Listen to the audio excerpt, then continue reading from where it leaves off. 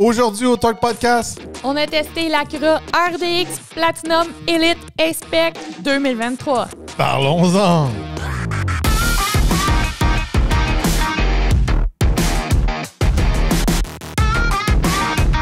Bienvenue au Talk Podcast, mon nom est Joel Torque. Moi, c'est F-Torque. Alors aujourd'hui, un épisode sur l'Acura RDX. Premier Acura qu'on a à l'essai. Premier Acura qu'on a à l'essai, Platinum, Elite, A-Spec, beaucoup de mots fancy pour le rendre fantastique.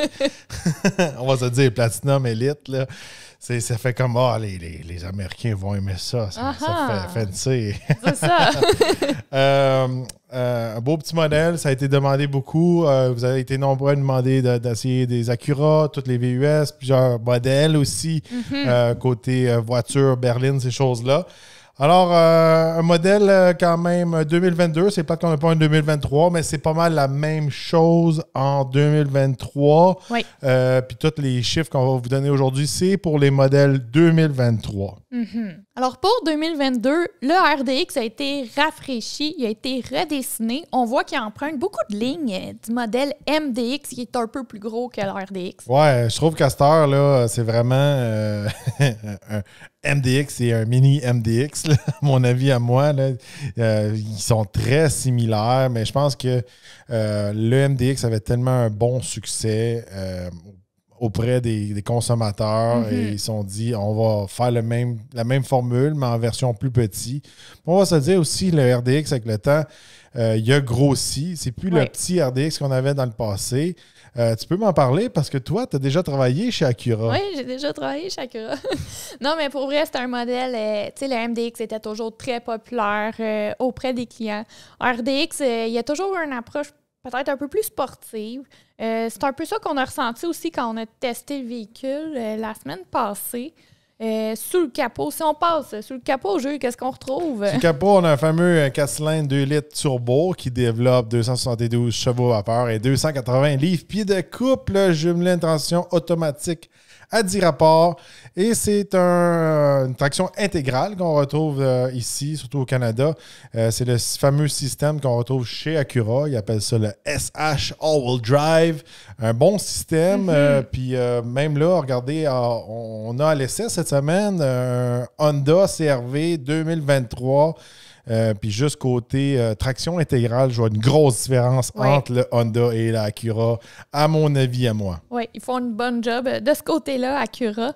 Si on regarde les performances, là, on peut faire le 0 à 100 en environ 6,4 secondes, le quart de mille en 14,6, puis on a un top speed de 180 km/h. On s'entend, c'est un véhicule qui est comme à vocation sportive, mais c'est pas le plus rapide de la gang. Non, 6,4 secondes, 0-100, c'est quand même lent pour ce segment-là.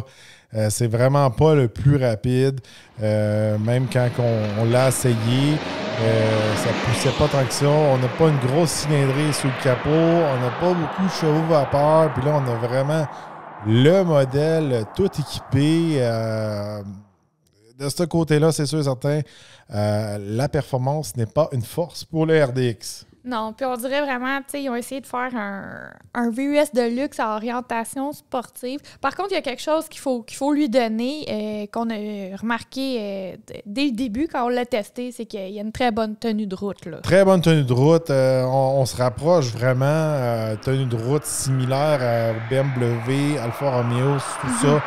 Très le fun à pousser dans la courbe. Quand on le pousse, on sent qu'on a un bon système intégral. Le volant est agréable à conduire. C'est raffiné de ce côté-là. C'est juste qu'il manque un peu de punch quand on sort dans la courbe. Là, il manque un petit peu de punch. Mais côté tenue de route, j'ai rien à dire. Excellent, même c'est surprenant.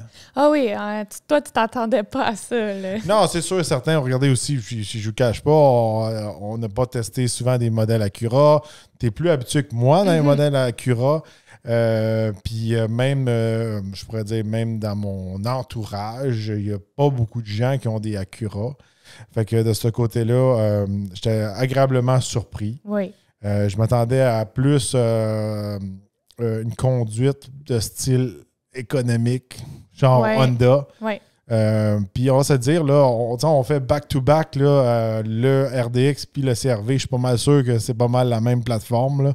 Ils ont les mêmes dimensions en dégâts. Là. Ah oui. Puis pousser le CRV dans la gourde, c'est pas la même affaire que pousser le RDX. Fait que c'est là qu'on voit que ça vaut la peine des fois upgrader pour le Acura comparé de Honda. Puis il y a une grosse différence. Parce que des fois, c'est plate que des fois, quand on a des compagnies qui sont jumelés ensemble, des compagnies sœurs, je pourrais dire, version ordinaire puis version de luxe. Des fois, ils sont un petit peu trop proches. Là, c'est pas le cas pour l'RDX puis le CRV. Non, il y a un bon gap de ce côté-là. Côté impression de conduite, là, oui, la tenue de route, on en a parlé. Il y a quand même un bon confort aussi sur la route. Oui, un bon confort de ce côté-là. On a vraiment des amortisseurs adaptatifs. Ça fait une bonne différence aussi de ce côté-là. Des fois, quand on est dans des modèles un petit peu plus à vocation sportive, avec une bonne tenue de route, je pense à BMW, Alfa Romeo encore une fois, là, on fait un méga sacrifice sur le confort. Là, c'est pas le cas dans l'Acura. Fait que ça, c'est un gros plus pour tous les jours. C'est beau avoir une super tenue de route dans un VUS Sport, mais c'est quelque chose qu'on va se servir tous les jours à l'année longue. Les nids de poule, ces choses-là. Quand on est sur du low profile avec une suspension extrêmement rigide, à chaque fois que ça cogne dans un gros nid de poule, puis on va se le dire là, présentement, là, les nids de poule sortent pas à peu près. Ouais, il y en a tellement qui ont sorti dans notre rue qu'ils ont déjà réparé. Là. J'étais surpris tantôt, là. Mais c'était niveau dangereux. Là. On dirait que c'était la guerre, là, puis il y a eu des grenades et des coups de mortier là, dans la route. Là. Mais ça, c'est des suspensions qui sont bien adaptées pour nos routes ici au Québec. Oui. On retrouve aussi pas mal de modes de conduite. Si on passe côté mode de conduite. Les modes de conduite ont l'air très importants chez Acura avec la grosseur du bouton. OK, ça, je fais le parenthèse juste. On a ri, là, mais il y a un super gros bouton pour les modes de conduite. Puis là, tu sais, on s'entend, le bouton il est gros comme mon poing presque. Puis là, tu as le bouton du volume pour la radio qui est gros comme mon petit doigt en haut. T'sais, côté ergonomie, ça nous a un peu buzzé cette semaine. C'est parce que, tu sais, oui, peut-être qu'ils veulent mettre la priorité sur la conduite sportive, ces choses-là. Mais on va se dire, même nous, moi, je suis quelqu'un qui aime ça, changer mes modes de conduite, puis qui joue beaucoup avec ça, puis qui teste ça. Mais monsieur tout le monde, c'est pas quelque chose que peut-être qu'ils vont jouer avec tous les jours. Il y a d'autres boutons peut-être qui vont avoir plus d'une priorité, comme tu dis. Comme le bouton de volume de radio. Volume de radio, température, peu importe. Là, on aurait un gros bouton qui prend de la place, puis qui prend aussi la place visuellement. C'est comme on est vraiment attiré. C'est comme, c'est quoi ce bouton-là? Oui, c'est une cible au milieu du tableau. Oui. En tout cas, parlant des modes de conduite, on a les modes sport, normal, confort et neige. De ce côté-là, ça allait bien. C'est sûr qu'en mode sport, là, on va maximiser vraiment le moteur, la transmission, ces choses-là. Ça fait une différence quand on fait des départs rapides, quand on essaie d'être sous la barre des 7 secondes. Mais bon, quelque chose qui m'a surpris, chez Acura, pas de mode éco. Je m'attendais un peu Honda, Acura, un mode éco. C'est bien populaire dans les produits Honda. On ne le retrouve pas dans le fameux Acura. Puis peut-être qu'ils devraient le mettre. En tout cas, on va parler de l'économie d'essence plus tard. On retrouve des aides à la conduite quand même standard dans le véhicule. On a par exemple le cruise adaptatif. Par contre, on a remarqué une certaine lacune en le testant cette semaine. On dirait qu'il est sur... Je sais pas si c'est ça, mais je vais vous dire mon feeling, comme s'il serait sur une vieille technologie de cruise adaptatif parce qu'il ne capte pas seulement le véhicule devant nous quand on est sur le cruise, il captait les véhicules dans la voie à côté. Oui, il se mettait à ralentir sans aucune raison. C'est ça. Quand on arrivait près d'un véhicule qui était dans l'autre voie, sur l'autoroute, il ralentissait même si... C'est vraiment le genre de bug qu'on retrouvait dans des véhicules de luxe. Si on revient, mettons, en 2017-2018, là, les premières générations là, qui commençaient à mettre ça dans tous les véhicules de luxe. C'est le genre de bug qu'on retrouvait. Ouais. Là, aujourd'hui, avec les Mercedes, les Genesis, il faut se le dire, c'est un Acura, ils fonctionnent comme ça. Ouais. Ils se conduisent presque tout seuls. Je pense que de ce côté-là, Acura va falloir qu'ils fassent des updates puis améliorer leur système. C'est pas quelque chose qui est arrivé juste une fois. Là. Ça nous est arrivé une couple de fois sur l'autoroute. Fait que c'était assez pour dire que c'était un irritant. Ah, puis moi j'ai des places que je teste mes cruises adaptatifs puis tous les systèmes à des places peut-être que normalement on pas qu'on devrait pas utiliser ces systèmes-là, mais on peut quand même. Je l'utilise dans un espèce de chemin de campagne avec une limite de 90 km/h. Puis ça monte, ça descend, ça tourne, puis les lignes sont pas toutes claires. C'est vraiment un bon test pour ces types de technologies d'aide à la conduite. Puis je teste tous mes véhicules sur ce fameux chemin-là. C'est mon chemin pour aller au gym. Non, c'est ça. Puis encore là, il y avait certaines difficultés. Puis il y a d'autres systèmes, des fois, ils vont super bien sur l'autoroute. Puis sur ce fameux chemin-là, il y a de la difficulté. Fait que, mais lui, il y a eu plus de la difficulté, je pense, sur l'autoroute où on va vraiment utiliser le système que sur mon fameux chemin test, là, je pourrais dire. Oui, non, c'est ça. Puis, si on regarde maintenant côté design, comme on l'a mentionné, c'est un peu un look d'un MDX. C'est un mini MDX, on pourrait dire. Oui, puis il est quand même massif. Regardez, comme je disais tantôt, il n'est plus aussi petit qu'il était. C'est une belle taille, je pourrais dire. Je pourrais dire toutes ces espèces de VUS compacts-là, ils ont comme grossi. On dirait qu'ils ont la taille presque presque les fameux intermédiaires qu'il y avait dans le temps. Là. Ils ont tous grossi, puis c'est normal, tous les véhicules grossissent. On avait une belle couleur bleu ultime nacrée. Oui, assez ça flash, flashait. hein? Moi, j'aime ça, des couleurs qui flashent, ça fait différent. Surtout quand on a une espèce de gros Bourgogne bien foncé là, ou un mauve bien foncé. Là. On en a eu beaucoup dernièrement, puis je tripais pas. J'aime ça quand ça flash. C'est le fun de faire de la vidéo, c'est le fun de prendre des photos avec ça. Sur ce modèle-là, on a le fameux mag un petit peu plus gros, les 20 pouces, puis avec plus de branches, là, parce que là, on tombe dans le fameux Elite Platinum. Ouais. Je pense qu'ils ont éliminé quelques modèles aussi pour la RDX. Là. Je ne rentrerai pas dans tous les détails, là, mais je pense qu'il y a un petit peu moins de choix. Là, maintenant, c'est vraiment le A-Spec ou le Platinum Elite A-Spec. On n'a pas comme un genre de RDX de base. C'est vraiment juste ces deux modèles-là. Puis on n'a pas 10 000 options sur le site web. De ce côté-là, ça peut être un petit peu plus limité, surtout quand on regarde la compétition que surtout chez BMW, ces choses-là, qu'on a 10 000 options. Oui. Puis là, tu sais, aussi, entre ces deux modèles-là, il n'y a pas 10 millions de différences Non. dans ces deux modèles-là d'RDX. Très similaire. On peut vraiment faire une grosse différence avec surtout les roues, mais à part de ça, il n'y a rien de majeur. Non, c'est ça. Puis, tu sais, si on regarde côté intérieur, côté design, le modèle qu'on avait à l'essai, on avait les sièges conducteurs et passagers qui avaient 16 réglages électriques avec support lombaire et compagnie. Et on avait des touches de suède. Tu sais, c'était plus un look sport qu'un look de luxe. Oui, vraiment des petites coutures, je pourrais dire rouge, là, cuir, suède, ces choses-là. D'approche vraiment plus sportive. Moins, on ne retrouve pas de boiserie, de métal, d'aluminium, pas de carbone, rien de ça. C'est un look un peu plus jeune, je pourrais dire. Oui, puis on avait vraiment le feeling, on en a parlé aussi cette semaine, on avait le feeling qu'on était peut-être dans un modèle Honda plus sport qu'un modèle Acura de luxe. Ouais. On se croirait dans un Super Honda. Là. C'est pas nécessairement quelque chose qui va être dans la même trempe qu'un Genesis, un Mercedes-Benz, un BMW, un Cadillac.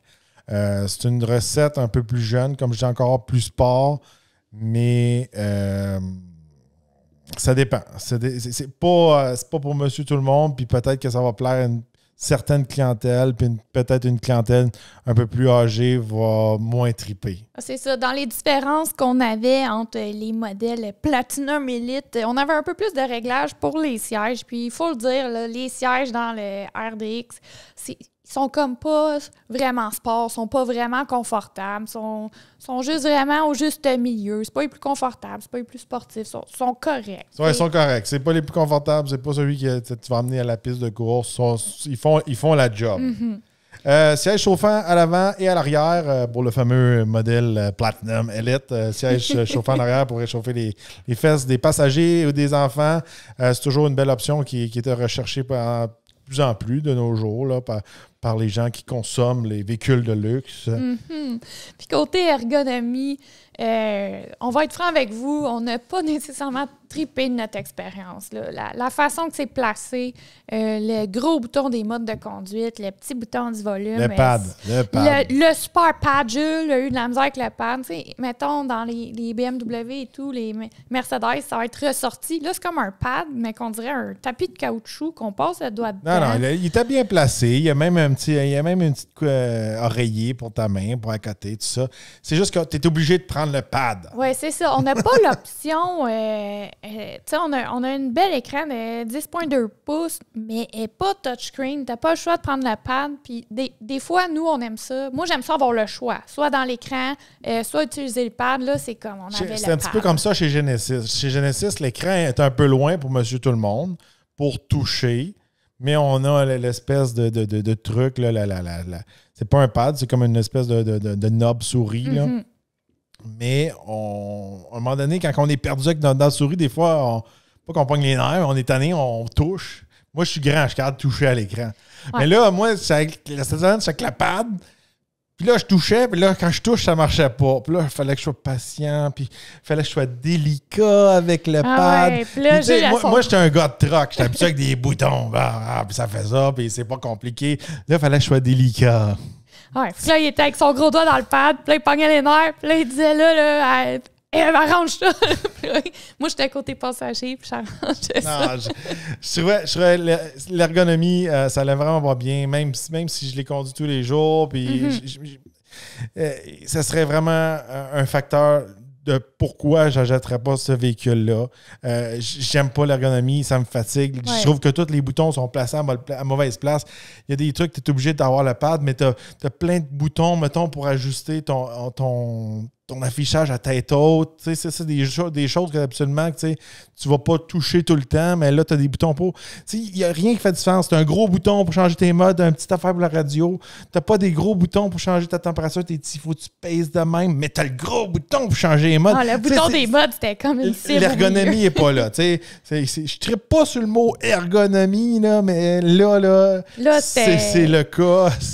L'ergonomie, tu n'as pas là. Tu sais, vous donner une idée, on a le Honda CR-V cette semaine, puis quand on est embarqué dedans, on aime mieux la configuration à l'intérieur du CR-V que dans le RDX. Pas juste ça, moi, le fameux chargeur sans fil est comme en dessous des manettes, en dessous du pad. Oui, dans le RDX, c'est vrai. Si vous êtes moindrement une grosse personne, ben, il faut que vous tassez votre jambe, puis là, vous faufilez votre main en dessous, puis là, vous mettez votre téléphone là. Il est comme caché en dessous. Tu sais, d'habitude, là, ce compartiment-là, c'est tu mets tes poubelles là où tu mets une sacoche. Ouais. Mais là, c'est la place où mettre ton téléphone. Je trouve qu'il se pogne mal. Il est difficile à mettre. Je sais pas si c'est moi qui est trop gros pour le Acura RDX, mais j'aimais vraiment pas ça. Là, on tombe dans le Honda CR-V cette semaine. Il y a une place normale en dessous de toute la climatisation, comme dans tous les autres véhicules. Oui. C'est plain and simple. On peut toucher l'écran. Oui. C'est une configuration comme qui était différente. Des fois, tu essaies. Ça, je trouve que tu avais déjà des formules qui marchaient peut-être dans d'autres modèles, dans les Honda, ces choses-là. Mais là, à cause que tu es Acura, tu essaies de réinventer un peu les pitons parce que tu veux compétitionner avec les Allemands, avec les Cadillacs, les ci, les ça. Tu essaies de faire quelque chose de spécial. Mais... ça n'a comme pas marché à 100%. Ouais, c'est ça. C'est plate à dire, mais c'est comme ça. Bon, côté gadget, regardez, on avait le fameux affichage à tête haute. On avait un grand toit panoramique. Mais super beau, mais... Par contre, on a remarqué qu'il était bruyant. Oui, on entendait... Je ne sais pas si c'est le véhicule qu'on avait à l'essai cette semaine-là qui avait eu quelque chose, mais on l'entendait vraiment sciller au level qu'on fermait le panneau du toit panoramique pour ne pas l'entendre. C'était agaçant. Mais comme je dis, est-ce que c'est le véhicule qu'on avait en particulier à l'essai qui avait ça ou peut-être à suivre? Je vais être franc avec vous, là, de tous les modèles de véhicules de presse qu'on a eu à l'essai, c'était celui qui était le plus usagé. Oui. Il faut le dire. Là. On y laisse ça. Là. On y laisse ça comme chance. Hein. C'est très rare qu'on a un véhicule de presse qui a plus que 20 000 km. Mm-hmm. Fait que lui, quand même, là, je pense qu'il était sur Il a sa été fin testé, de vie. Là. brassé. Ouais. C'est peut-être ça. Peut-être Mais qu'il est même, arrivé quelque même chose. notre plus jeune était comme... À pointer le toit, comme il y a de quoi de louche qui se elle a passe. 1 an et quelques mois, puis elle était comme... Elle pointait le toit, elle était comme... Avec le bruit, Ouais, c'était à puis ce une fois point. qu'on l'a fermé, elle était comme... Ah, c'était OK. correct. Puis, en parlant de la plus jeune, en parlant justement espace arrière et tout, espace quand même raisonnable. On a embarqué 3 enfants à l'arrière, avec dont un banc de bébé. C'était bien. Il n'y a pas eu... j'ai pas entendu chialer à l'arrière comme quoi les filles étaient serrées. Fait que il était quand même bien. Non, C'était c'est bien raisonnable. fait. Il y a de la belle espace. Même chose pour la valise. Une belle grosse valise spacieuse, bien fait. On voit encore une fois qu'on a grossi le véhicule à comparer des anciens modèles dans le temps. Même chose pour le service cette semaine. Puis la valise est bien faite. Il y a des compartiments à ses côtés, ces choses-là. Côté valise, je trouve pour le gabarit, c'est très bien. Mhm. Bon, côté remorquage, on peut tirer 1500 livres. C'est très bas. Ouais. Regardez, on peut tirer plus que ça avec un Escape, ces choses-là. De ce côté-là, vous pouvez C'est pas sa force. parce qu'il n'y a rien remorqué avec le RDX. Fait que, de ce côté-là, c'est sûr et certain, si vous êtes habitué de tirer en haut de 1500 livres, le RDX peut-être n'est pas pour vous. Non. Et côté économie d'essence, on a fait environ du 12 litres au 100 km en conditions hivernales. Ça, c'est combiné route, autoroute et compagnie. Là. Ouais, je suis très déçu. Je m'attendais à mieux. Mais Ouais. c'est comme... Je voyais qu'il y avait une certaine lacune. Côté performance, je m'attendais à une économie d'essence. Ouais. C'est ça que j'avais retrouvé un peu quand j'ai conduit le Honda Civic SI. C'était pas le plus performant, mais on avait vraiment une bonne économie d'essence. Là, je ne sais pas si le moteur n'est pas assez gros, si le système intégral va chercher un petit peu trop de puissance du moteur. Je trouve que 12 litres au 100 km, c'est beaucoup pour le gabarit. Même à la fin, après que j'ai fait beaucoup d'autoroutes, ça a descendu à 11,7. Mais du 12, là, on se rapproche des fois de chiffres de camions, de VUS. Pleine grandeur. Du 12, c'est beaucoup. Ouais, puis, surtout quand on ne retrouve pas la performance pour justifier c'est ces ça, chiffres-là. exactement. C'est ça, puis, non, je suis un petit peu déçu de ce côté-là. 12, c'est beaucoup pour le véhicule. Non, c'est ça. On s'attendait à moins. Bon, là, si on passe au prix, là, un RDX de base, ça part dans les 57 190 $. Si on regarde le modèle Platinum Elite A-Spec, c'est dans les 62 590 $. Et le modèle qu'on avait à l'essai était d'une valeur de 65 604 $. Ouais, environ dans ce coin-là. Regardez, pas beaucoup d'options. C'est pas le genre de petit VUS qu'on va pouvoir monter à 75 000 comme chez la compétition. C'est sûr que quand on se met à dépenser des 65 000 $, il y a beaucoup de choix sur le marché. On passe maintenant à la section compétition. Là, De ce côté-là, il y a beaucoup de compétition. Là. On est dans une grosseur de modèles intéressants qui s'en vient très populaire avec Monsieur Tout-le-Monde. C'est bon à utiliser tous les jours. C'est bon pour aller en ville. C'est bon pour aller au ski. C'est bon pour utiliser, c'est ça, la campagne, avec la ces famille, choses-là. compagnie. Donc, côté compétition, dis-moi toute la liste, Eve. Bon, alors, on a le Volvo XC60. Très confortable. Le BMW X3. Très performant. Ouais. La Porsche Macan, on l'a pas testé. Exotique. C'est ça, Genesis GV70. Super style. Seigneur, ouais. Lexus NX. On l'a pas essayé. Ouais, c'est ça, bruit de cricket, hein? Ah, cricket, Lexus cricket. Ouais, c'est... Attends, j'en ai un, je pense. Non, c'est pas ça. C'est ça. Ah. Lexus NX. Ah, OK. Audi Q5. On l'a pas essayé. Non plus. Ça va. Infiniti QX50. On a déjà essayé 55, c'est similaire. Puis le Cadillac XT5. XT5. Ouais, bon véhicule. Bon, de ce côté-là, regardez, beaucoup de différentes approches, différents, je pourrais dire, styles aussi. Regardez, si vite fait, je regarde la liste comme ça. Si le confort, c'est une priorité pour vous, le Volvo XC60, la super suspension, super siège, excellent. C'est le king du confort de ce côté-là. C'est celui que je conduirais sûrement tous les jours.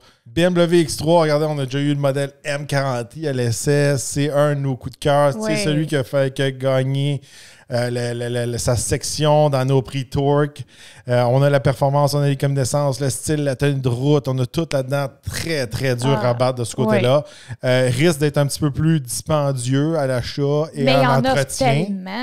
Oui, mais c'est plus cher. On va se le dire. Là. Je suis sûr que si tu appartiens à un BMW X3 puis un Acura RDX pendant 5 ans, du début jusqu'à la fin, le BMW va coûter plus cher. Ah, c'est sûr. Je suis convaincu de ça. C'est sûr. GV70, ça, c'est un champion côté style. On va se le dire, c'est plaisant à l'œil. Ah oui. Le design extérieur et intérieur. Nous, on avait eu un rouge à l'essai avec l'intérieur rouge. Ça flashait. Très cool. Ça se démarquait des autres. Puis on disait que c'était... Le Genesis, en général, c'est souvent comme ça. Ça paraît comme plus dispendieux que ça l'est. Oui. Très bon. Lui, c'est un champion. Là. Le X3 et le GV70, des modèles là, côté assez prix, solide. Ça, très solide. On descend dans l'Infiniti QX. On n'a pas tellement aimé ça. Cadillac XT5, ça, c'est vraiment un choix qui va être plus populaire des fois avec les personnes un petit peu plus âgées. C'est pas le choix le plus populaire. C'est pas celui qui va être le plus sportif, mais c'est celui qui va être le moins compliqué. Le système, avec l'écran, ces choses-là, chez Cadillac, c'est pas compliqué. Sous le capot, on a un bon vieux V6, c'est pas compliqué, très spacieux, très confortable. Ouais. Ça, c'est une approche un petit peu plus. La conduite, c'est pas une priorité. Je veux un bon véhicule confortable tous les jours, puis je veux pas me casser la tête avec 10 000 pitons, puis un moteur avec des turbos, puis plein de patentes, des hybrides, tout ça. On va chez Cadillac. C'est ça. Fait qu'il y a quand même une compétition assez solide. Puis l'affaire qu'il y a, c'est que dans chaque modèle en compétition contre le RDX, ils ont toutes leurs super forces. Là. Soit ils sont super performants, soit ils sont super confortables, soit ils sont super beaux et tape à l'œil. Ouais. Fait que ça joue rough là, pour le RDX. Oh, oui, je pense que le RDX essaie de faire un petit peu tout. Il essaie d'être dans le milieu puis de ne pas être trop cher. Mais je pense que le RDX, à comparer de la compétition, il n'y a rien qui va se démarquer, qui va faire comme je suis mieux que tous les autres. C'est pas lui le plus performant, c'est pas lui le moins cher, c'est pas lui qui va remorquer le plus, etc.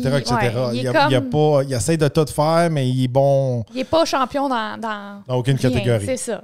Exact. Puis, il y a aussi, c'est ça, il y en a qui ont des modèles plus économiques, hybrides, ces choses-là là-dedans. Bon, maintenant, on va passer à notre fameuse section pour et contre pour le fameux Acura RDX Platinum Elite et Spec.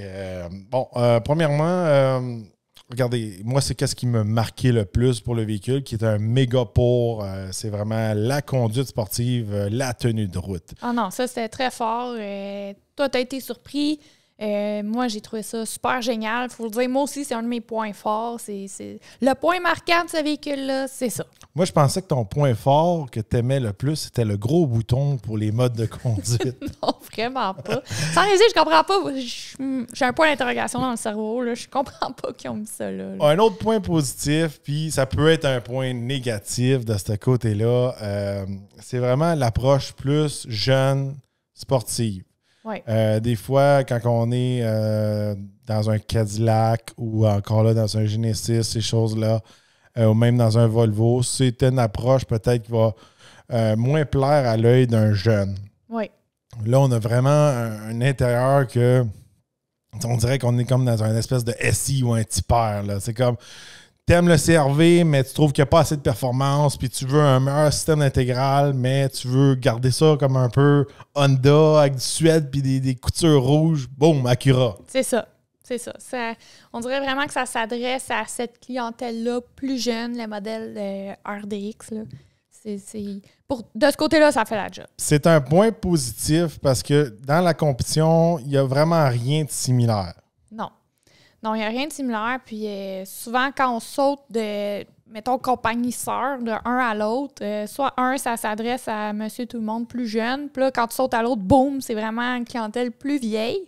Là, c'est comme tu peux en avoir plus pour pour ton argent si tu veux opter pour plus haut que Honda, mais tu restes quand même dans l'esprit jeune. Puis en parlant de ça, si c'est un point pour aussi, c'est comme je disais, il y a un gros gap entre un CR-V et un RDX. Je vais prendre une autre comparaison. Si on compare un Chevrolet Blazer puis le fameux Cadillac XT5, c'est très similaire. Là. Oui. Le même moteur, même style de conduite, même le confort est presque identique.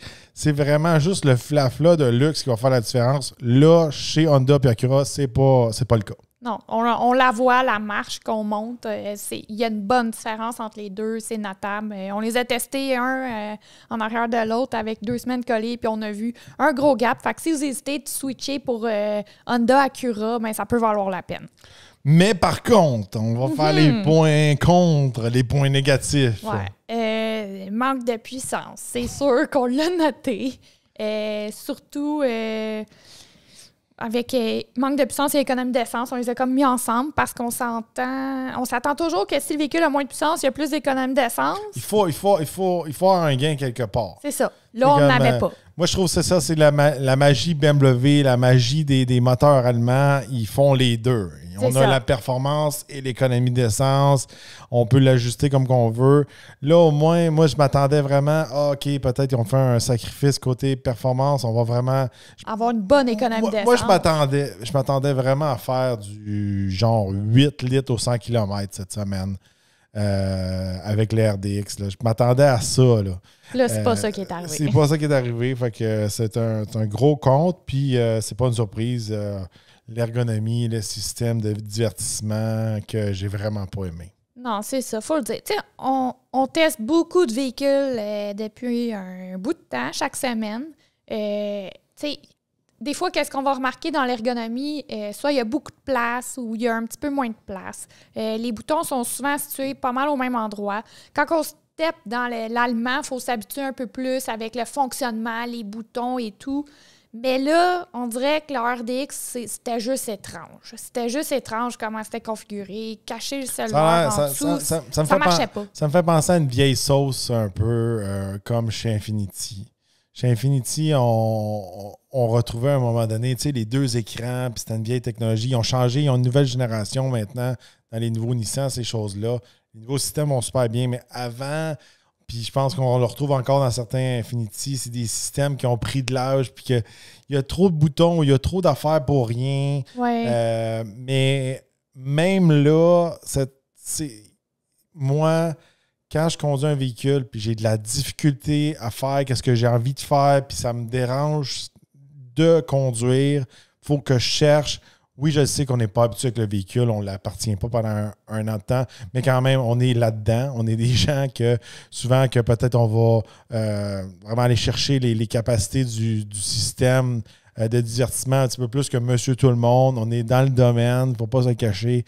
Puis si nous, on a de la difficulté à accomplir plusieurs tâches, ça veut dire que Monsieur Tout-le-Monde qui n'est pas habitué, ça va être long d'adaptation. Mais ça va être un irritant. Tu sais, on s'entend, des fois, ça, c'est des choses qui arrivent qu'on a de la misère, puisqu'on cherche des boutons parce qu'il y a trop de fonctions dans un Mercedes ou un BMW. Là, c'est juste la façon que c'est placé, la façon qu'on doit opérer le système avec le pad. C'est juste...